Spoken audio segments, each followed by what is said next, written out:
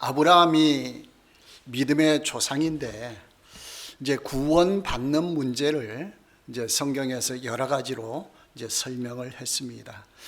믿음으로 구원을 받았을까? 아니면은 행함으로 구원을 받았을까? 이런 문제가 이제 성경에 나오고 있습니다. 오늘 본문의 6절에서는 아브라함이 하나님을 믿음에 그것을 그에게 의로 정하셨다라고 했습니다. 하나님을 믿으니까 하나님께서 그래 아브라함 너는 의롭다 그렇게 정해줬다는 거예요. 의롭다라고 정해줬다는 것은 구원받았다 그런 의미가 되는 것입니다. 그러니까 믿음으로 구원을 받았다 이렇게 되죠. 그런데 야고보서 2장 21절에 보면은 우리 조상 아브라함이 그 아들 이삭을 제단에 바칠 때에 행함으로 의롭다 하심을 받은 것이 아니냐라고 했어요. 그러니까 성경 한쪽에는 믿음으로 의롭다함을 받았다라고 했고 또 한쪽에서는 행함으로 의롭다함을 받았다, 구원을 받았다 이렇게 기록하고 있습니다. 그럼 이게 어떻게 된 것인가? 서로 어긋나는 말 같은데 그런데 이제 성경을 자세히 살펴보면은 두 가지 말이 다 이제 맞는 말이 되는 거예요. 아브라함은 믿음으로 구원받았고 그리고 행함으로 구원받았습니다. 이것이 어떻게 가능한가? 그러니까 믿음으로 의롭다함을 받았다라는 말은 어디에 근거했는가 하니요? 창세기 15장에 나오는 내용을 근거로 했습니다. 창세기 15장 2절부터 6절 말씀에 보면은 하나님이 아브라함을 찾아오셔서 내 후손이 이제 복을 받을 것이다. 그러니까 하늘의 별과 바닷가의 모래와 같이 많아질 것이다. 그런 말씀을 내 후손이 그렇게 할 것이다 라고 말하는 거예요. 그런데 아브라함 자신의 형편을 보면은 지금 자식을 낳을 형편이 안 되는 거예요. 자식을 못 낳는 상황이에요. 그러니까 이 아브라함이 하나님께 하나님 내가 자식을 못 낳으니까 이제 우리의 종이 있는데 엘리에셀이라고 종이 있는데 그 엘리에셀을 나의 양 아들로 삼겠습니다 그랬어요. 그랬더니 하나님이 아니다. 내 몸에서 날 자가 내 상속자 아들이 될 것이다 라고 말한 거예요. 그랬더니 하나님이 아브라함에게 자 하늘의 그 별들을 봐라 무수히 많지 않느냐 내 몸에서 날 자가 저렇게 많게 되리라 그렇게 약속을 주셨어요. 그랬더니 이 아브라함이 대뜸 하나님을 믿어버렸어요. 지금 자식을 낳지 못하는 상황인데 하나님이 그렇게 말씀하시니까 믿었어요. 그랬더니 하나님이 그래 너 의롭다 그렇게 칭해 주신 거예요. 자 그런데 행함으로 의롭다함을 받았다 이 말은 어디에서 나왔는 거 아니요? 다 아브라함과 관계된 말이잖아요. 그러니까 창세기 22장에 나오는 거예요. 창세기 22장은 모리아산 사건이 기록되어 있어요. 그러니까 아들 이삭을 모리아산에서 하나님께 바치는 내용이에요. 그러니까 이 아브라함이 기꺼이 그냥 모리아산까지 이삭을 데리고 간 거예요. 하나님께 바치려고 한 거예요. 그랬더니 하나님이 말렸죠. 물론 하나님이 직접 바치라고 하진 않으셔요. 그걸 시험한 거예요. 이제 됐다, 합격이다. 그리고 양을 거기다가 바치도록 그렇게 하셨어요. 이제 그 사건을 보고 창세기 22장 18절에 보면은 이는 내가 나의 말을 준행하였음이라. 준행했다는 건 따랐다, 행했다 그런 말이죠. 그러니까 모리아산 사건, 이삭을 바치는 행위를 통해서 구원받았다 이 말인데 이 말이 야고보서 2장 21절에 나왔죠. 우리 조상 아브라함이 그 아들 이삭을 제단에 바칠 때에 행함으로 의롭다 하심을 받은 것이 아니냐라고 했어요. 자 그러니까 믿음으로 의롭다함을 받았다, 행함으로 의롭다함을 받았다 두 가지 사건이 같이 있죠. 그럼 이게 어떻게 연결이 되느냐 그런 말씀이에요. 이것이 야고보서 2장 22절에 연결시키는 말씀이 나와요. 내가 보거니와 믿음이 그의 행함, 그러니까 아브라함의 행함과 함께 일하고 행함으로 믿음이 온전하게 되었느니라 라고 했어요.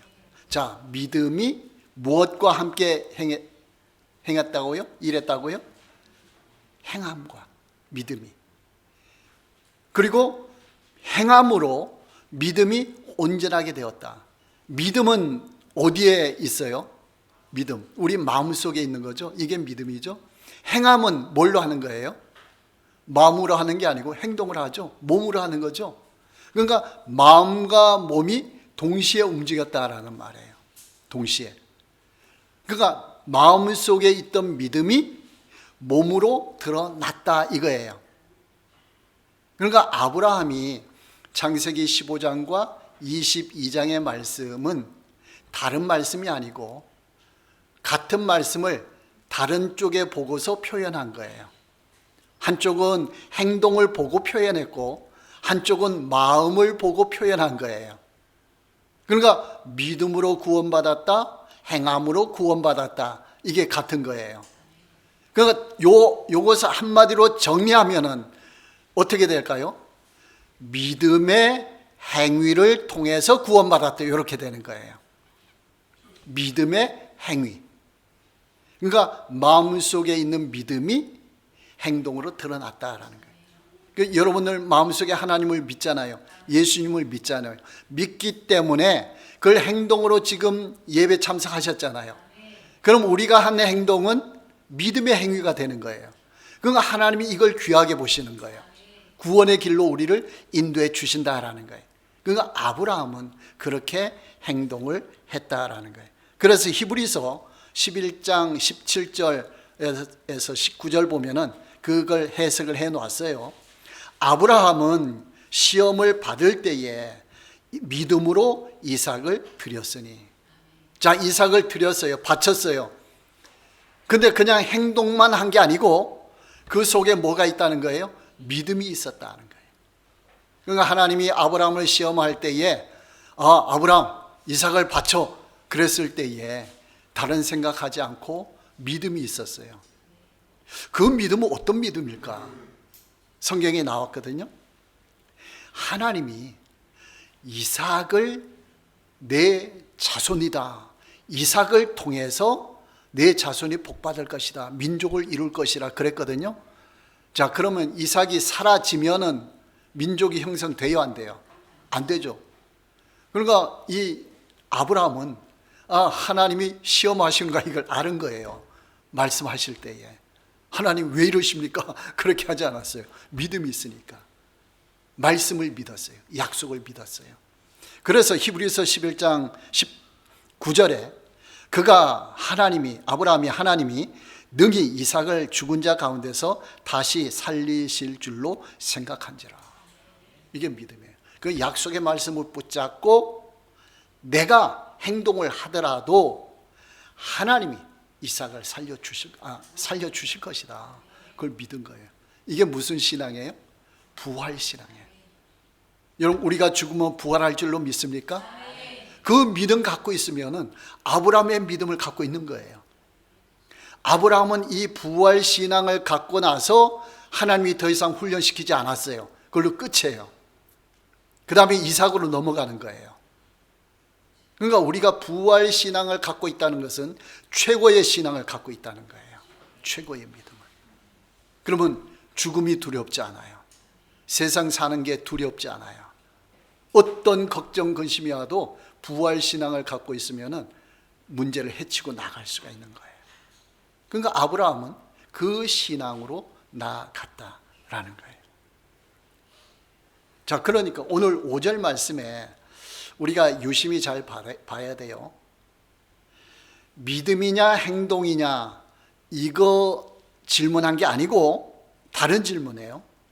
너희에게 성령을 주시고 너희 가운데서 능력을 행하시는 이의 일이 율법의 행위에서냐 혹은 듣고 믿음에서냐라고 했어요. 자, 그냥 행위가 아니고 율법의 행위라고 했어요. 그냥 행위는 믿음에서 나왔으니까 이게 믿음의 행위예요. 이게 좋은 거예요. 그런데 율법의 행위냐 믿음이냐 이거예요. 그러니까 율법의 행위는 믿음의 행위와 반대되는 거예요. 믿음이 없는 거예요. 말하자면, 간단하게 말하면 마음 없이, 믿음 없이 행하는 것이 율법의 행위인 거예요. 그래서 갈라디아서 2장 16절을 보면은 사람이 의롭게 되는 것은 율법의 행위로 말미암음이 아니요 오직 예수 그리스도를 믿음으로 말미암는 줄 알므로 우리도 그리스도 예수를 믿나니 이는 우리가 율법의 행위로서가 아니고 그리스도를 믿음으로써 의롭다함을 얻으려 함이라. 율법의 행위로서는 의롭다함을 얻을 육체가 없느니라 했습니다. 그냥 행위가 아니에요. 율법의 행위예요. 그러니까 로마서에서도 이런 표현이 나오죠. 그러니까 로마서에서 이렇게 믿음과 대조되는 율법의 행위가 나올 때는 그냥 행위가 아니고 믿음 없는 행위다 이렇게 보셔야 돼요. 믿음이 있으면 반드시 행위로 드러나게 돼요. 진짜 믿음 갖고 있으면 행동하게 돼 있어요. 여러분 진짜 믿음 갖고 있으니까 예배에 참석하셨죠? 하나님을 찬양하잖아요. 믿음이 전혀 없으면 여러분 교회 올까요 안 올까요? 교회 안 오죠. 하여간에 믿음이 크던 적던 여기까지 올 수 있는 믿음이 있으니까 오신 거예요. 그러니까 이건 믿음의 행위예요. 하나님이 기뻐하시는 거예요. 그런데 율법의 행위는 믿음이 전혀 없는 거예요. 아예 없는 거예요. 그래서 믿음 없는 행위를 한 사람들 대표가 누구예요? 예수님 당시에 바리새인들이에요. 자, 바리새인들은 예수님 믿었어요? 안 믿었어요? 안 믿었어요. 안 믿으면서 율법을 엄청 열심히 지켰어요. 자, 그거 의미가 있어요? 없어요? 아무 의미가 없어요. 하나님이 인정 안 해주셔요. 그래서 예수님도 바리새인들에게 너희들 천국에 못 들어가 그렇게 말했어요. 율법을 그렇게 열심히 지키는데 왜요? 믿음이 없기 때문에. 천국에는 뭘 가지고 갈 수가 있어요? 믿음 가지고 가잖아요. 그 믿음이 없으니까. 믿음이 약해도 조금이라도 믿음이 있으면 천국 갈 수가 있어요. 믿음이 강하냐 약하냐 이거는 천국 가느냐 못 가느냐 이 문제가 아니에요. 하나님의 은혜와 축복을 많이 누리냐 못하냐 이런 의미고 하나님을 위해서 많이 일을 하느냐 못하느냐 이런 의미지 천국 가느냐 못 가느냐 이 문제는 믿음이 있느냐 없느냐 그 문제예요. 여러분 믿음이 있죠? 약하더라도 믿음이 있잖아요. 예수님 믿잖아요. 그러면 천국은 가게 되어 있다라는 거예요. 그 문제는 믿음 없는 율법의 행위를 하는 사람들이 문제가 된다라는 거예요. 왜 믿음이 없느냐?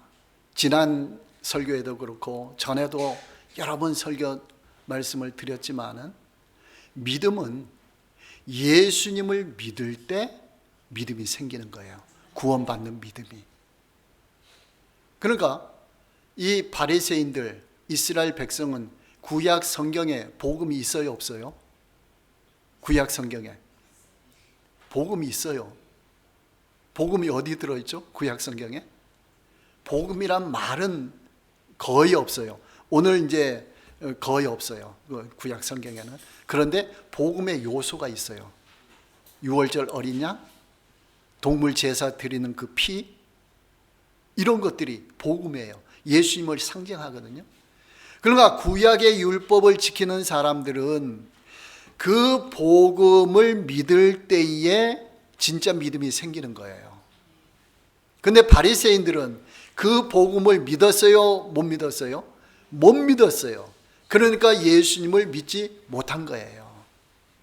그러면서 율법 규정들을 엄청 잘 열심히 지키려고 한 거예요. 잘한 거예요? 못한 거예요? 그건 못한 거예요. 자, 그렇게 되는 거예요. 자, 율법을 올바로 제대로 다 지킬 수 있는 사람이 있어요? 없어요? 없어요. 누구라도 율법 지키기가 어려워요. 주일마다 오기도 힘들 수도 있고 또 여러 가지 주를 위해서 살아가는 게 힘들어요. 자, 그럴 때 어떻게 해야 되느냐? 예수 믿는 사람이. 그럴 때에는 갈라디아서 3장 24절에 이같이 율법이 우리를 그리스도께로 인도하는 초등교사가 되어 우리로 하여금 믿음으로 말미암아 의롭다함을 얻게 하려 함이라라고 했어요. 자, 율법이 그리스도께로 인도하는 초등교사, 안내자가 된다라는 거예요. 이게 무슨 말이냐? 우리가 율법을 지키잖아요. 근데 지키기가 힘들잖아요. 어렵잖아요. 그럴 때에 율법이 그리스도께 인도한다, 그 표현은 내가 못 지키니까 누구한테 간다는 거예요? 예수님께 간다라는 거예요. 내가 못하니까 누구한테 맡기는 거예요? 예수님께 맡긴다라는 거예요. 그러니까 예수님께로 오고 예수님을 믿게 된다는 거예요. 근데 바리새인들은 자기네가 어느 정도 지키면서 최고로 잘 지킨다 생각한 거예요. 그러니까 예수님이 필요 없는 거예요. 그들은 그 껍데기 신앙을 갖고 있는 거죠. 진짜 율법 지키면은 예수님을 믿게 돼 있어요. 믿음이 생기게 돼 있어요. 그 믿음으로 살아가게 된다라는. 그러니까 우리가 예수님을 안 믿는 사람도 예수님께로 와야 되지만 예수님을 믿고 있는 우리도 지키기가 어려운 일들이 많잖아요. 그럴 때마다 누구한테 와야 돼요? 예수님께로 와야 돼요. 예수님께 와서 기도해야 되는 거예요. 하나님, 나를 도와주십시오. 내가 힘듭니다. 어렵습니다. 자꾸 그렇게 하면은 믿음이 자꾸 생기는 거예요. 근데 그것을 예수님께로 오지 않고 성령님의 도우심을 구하지 않고 내가 자꾸 해결하려고 하면은 그럼 바리새인의 길이 자꾸 열리는 거예요. 내가 자꾸 하려고 하면은. 그럼 못해요. 못하면서 힘들어요. 그러면 점점 힘이 빠지는 거예요. 어려운 지경에. 이게 바리새인들의 길이었어요. 근데 누구라도 예수님께 온 사람은 구원받은 거예요. 예수님께 온 사람들은 문제 해결을 받는 거예요. 그런 은혜가 있는 거예요. 자, 그러니까 우리는 힘드니까 하나님을 믿고 힘드니까 기도하고 힘드니까 성령님의 인도함을 구하는 거예요. 그러면 그 어려운 상황을 통해서 우리의 믿음이 점점 더 커지는 거예요. 점점 커져요. 우리가 편안한 삶을 살잖아요. 그러면은 다급한 게 없어요. 조급한 게 없어요. 답답한 게 없어요. 그러면 하나님께 기도해도 대충 기도하는 거예요. 왜? 하나님이 안 도와주셔도 그냥 잘 살아갈 것 같으니까. 근데 어려운 일이 있을 때에 간절함으로 기도하는 거예요. 그럴 땐 놀라운 은혜가 임하는 거예요. 여러분 모두가 그런 체험이 있죠? 힘들 때 하나님께 기도하는 것은 간절할 때에 응답받아요. 그게 믿음으로 연결되는 거예요. 그러니까 우리에게 어려움을 주시는 거예요. 그 어려울 때에 여러분들 하나님께로 오시기 바랍니다. 하나님께 기도하시기 바랍니다. 그러면 그 문제도 해결되고 그걸 통해서 우리의 믿음이 점점 더 커져가는 거예요. 더 자라가게 된다라는 거예요. 자, 믿음의 행위. 믿음은 어디에 있다고요? 우리의 마음속에. 마음속에 믿음이 있어요. 우리 마음의 기능, 흔히 세 가지 기능 얘기하죠. 지, 정, 의. 요 세 가지 그 마음의 기능이 있어요. 지는 뭐예요? 지적인 것, 아는 것, 지식, 이거예요. 자, 우리가 성경을 통해서 지식으로 예수님을 알고 있잖아요. 하나님이 누구신지 알고 있잖아요. 그 성경 읽고 배우고 해서 그걸 지식적으로 알고 있어야 돼요. 지식적으로 몰라도 그거 안 돼요. 이 지적인 기능이에요. 우리 마음에. 그 다음에는 정적인 기능이에요. 감성. 이 정적인 기능은 어떤 역할을 하느냐. 우리가 지식적으로 알고 있잖아요. 예수님은 누구시다. 십자가에 우리를 위해 십자가에 못 박아 죽으셨다. 이걸 아니까 지적으로 아는 것을 감성이 움직이니까 눈물이 나는 거예요. 감사한 거예요. 기쁨이 되는 거예요. 이런 역사가 일어나요. 이 감성이 작용한 거예요. 그런 눈물이 나고 회개가 나오고 말씀을 들을 때도 지적으로 알고 깨달아지는 거예요. 그런 감사가 일어나고 기쁨이 있고 막 그러는 거예요. 이게 감성의 기능이에요. 의지가 있어요. 의의 기능, 의지력이죠. 의지력은 뭔가 해보겠다 노력하는 거잖아요. 그런 사람이 이제 그 지적인 기능, 정적인 기능을 거쳐서 이제는 의지적으로 주를 위해 살겠습니다. 뭐 이런 결단이 생기는 거예요. 그러니까 요 지, 정, 의, 요 세 가지 기능이 우리 신앙에 적절하게 조화될 때에 믿음이 발생하는 거예요. 믿음이 점점 더 커지는 거예요. 여러분, 기분적으로 다른 사람 저 사랑하고 싶은 마음 없어. 기분적으로 그러죠. 그럴 때 많이 있잖아요. 싫어. 이거 감성이잖아요. 감정적으로. 그럴 때 많이 있어요. 그러면 감정이 그런 때 싫다고 했다고 해서 그래 싫어 이제 관계 끊자 끝 이렇게 끝나나요? 그때 뭐가 작용하죠? 감정이 그렇더라도 지적인 기능이 작용해요. 지적인 기능은 뭘 작용할까요? 하나님은 원수를 사랑하라고 했다. 이 지적인 기능이잖아요. 그렇죠? 지식적으로 알고 있잖아요. 그 다음에 의지는 뭐예요? 너 감성, 너 기분이 안 좋더라도, 내가 기분이 안 좋더라도 의지적으로 좋아하려고 해야 돼. 의지가 자꾸 발동하는 거예요. 그렇죠? 그러면 미워하더라도 다투지기는 않게 되죠. 감성적으로 마음에 미움 기분이 들더라도, 느낌이 들더라도 막 의지적으로 막 싸우거나 그러진 않잖아요. 이게 잘 작용을 하면은. 이게 마음의 기능을 잘 조절해야 돼요. 컨트롤해야 돼요. 여러분 교회 오기 싫을 때 있잖아요. 교회 오기 싫을 때 있잖아요. 그렇죠? 그럴 때 뭘 발동해야 돼요? 기분은 감정은 오기 싫어. 근데 그때 뭘 발동해야 되죠? 마음의 기능 중에 지적인 기능. 지적인 기능은 뭐예요? 예배 드려야 돼. 하나님께 예배 드려야 돼. 그 다음에 뭘 발동해요? 의지. 그렇지. 내가 기분이 그렇지 않더라도 오늘은 교회 가야 돼. 의지를 발동하는 거예요. 자, 그러다 보면은 나중에 감정도 따라오는 거예요. 기분이 싫다가 예배 시간에 은혜 받기도 하고 또 막 그러면서 이 지정의가 점점 더 자라가는 거예요. 그러면서 믿음이 자꾸 생기는 거예요. 여러분 마음을 잘 컨트롤하세요. 마음을 잘 지정의를 컨트롤하면은 신앙이 잘 끊임없이 잘 자라갈 수가 있어요. 그런 은혜와 축복이 있기를 바랍니다. 자, 아브라함은 어떻게 했느냐? 아브라함이 처음부터 믿음이 좋았어요? 아니에요. 아브라함은 원래 뭘 섬기던 사람이었어요?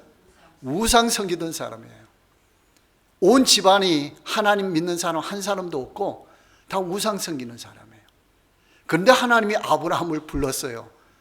갈대아 우리에서 불러가지고 처음에 하란으로 갔고 하란에서 가나안 땅으로 가게 만들었어요.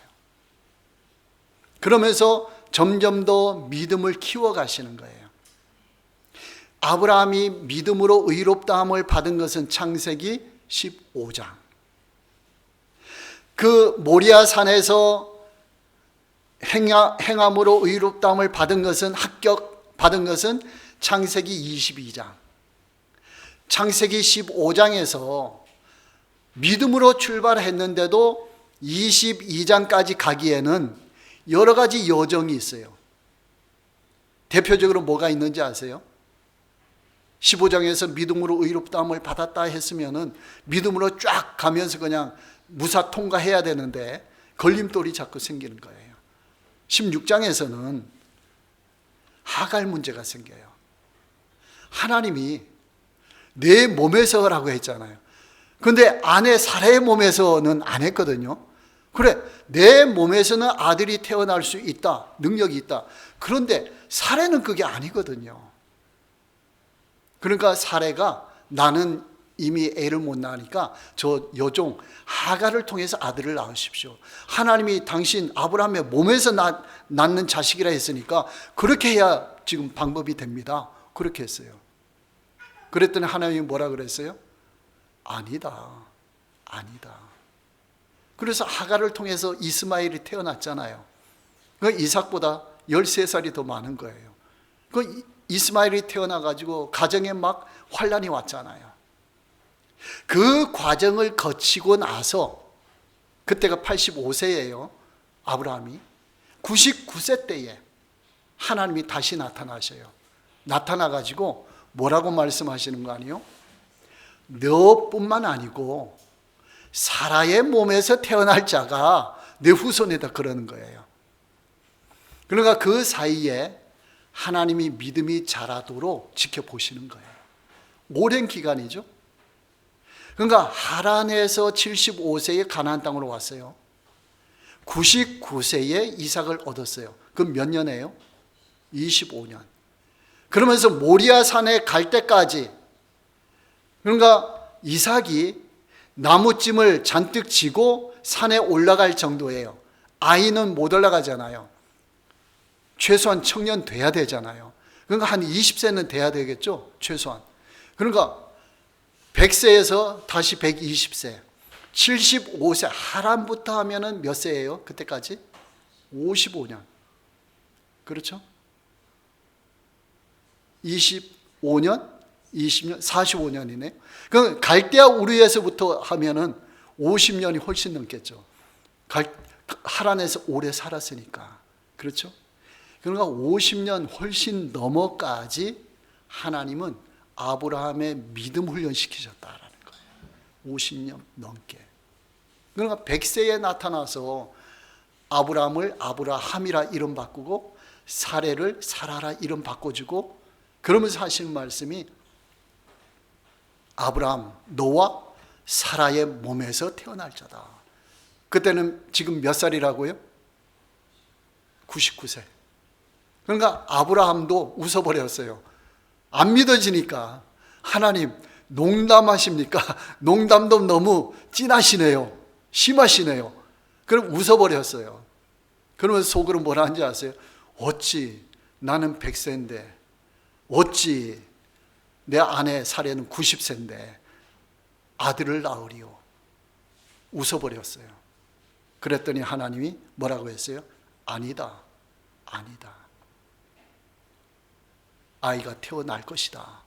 그랬더니 아브라함이 또 믿어버렸어요. 그러니까 아브라함도 믿음의 단계가 있어요. 믿고 의심하고 믿고 의심하고 그걸 몇 년 걸렸다고요? 50년 이상.